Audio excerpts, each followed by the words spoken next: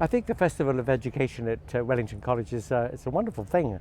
I mean, there are so many people here from the educational world discussing new ideas, new technologies. It's fantastic to get people together, and that's the only way really that people can catch up with good practice and what's on offer, what's coming over the horizon.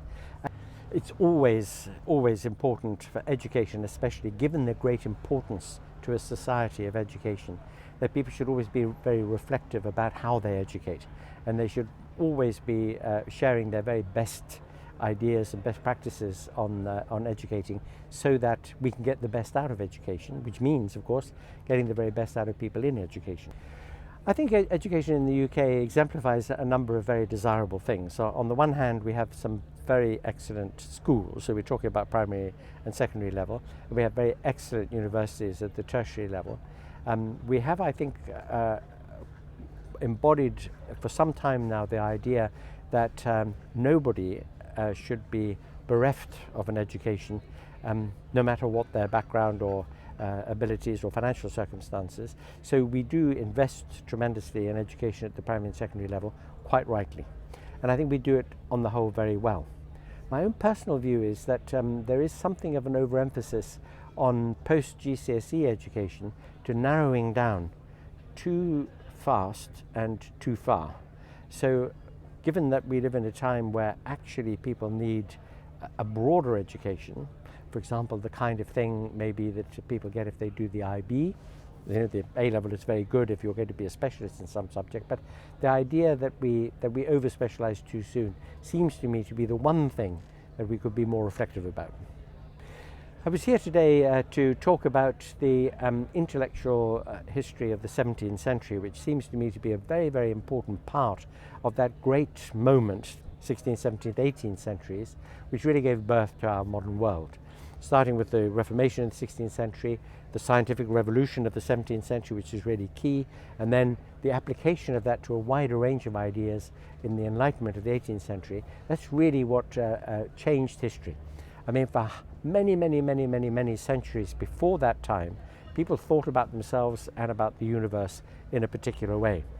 Give you an example, we thought that we were at the center of the universe and that all the planets and stars rotated around us. By the end of the 17th century, we had completely changed that view. We realized that we were just one small planet in one solar system, in one galaxy. And if you think about the great significance of that change of perspective and everything that it implies about us and about nature and about inquiry into nature, you can see this was a seminal moment in history. And so I've written a book about it, a book called The Age of Genius, and I was just talking about some of the themes in that book here. I think one thing that we've got right in our contemporary world is to understand the huge importance and value of education. And this was something, remember, that was only reserved for relatively few people, a relatively small proportion of populations in the past, and mainly rather privileged people in the past. So now the fact that we have general education, that it is something that we want to provide to as many people as possible, I think is one of the great things of progress in our world.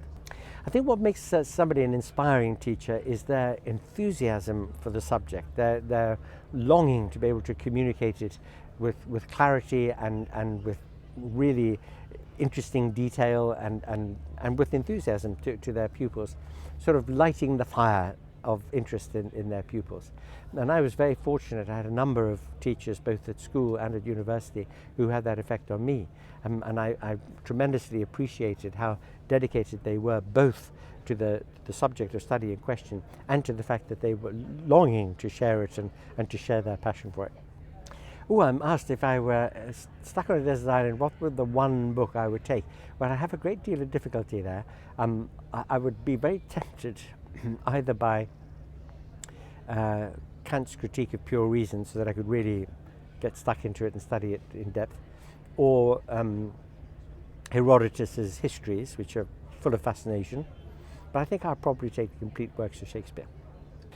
If I were to say one thing about education, I would say this, that I think teachers are among the most important people in the planet. They can have such a great influence on the direction and character of an individual person's life. Education should be something replete with enthusiasm. It should be properly and fully resourced. We should understand that we are creating the future when we educate, by helping the people we educate to develop themselves and to develop their interests, and to be eager to go on and make a great contribution afterwards. So I would say that education as the womb, if you like, of the future is something that we should never ever underestimate the importance of.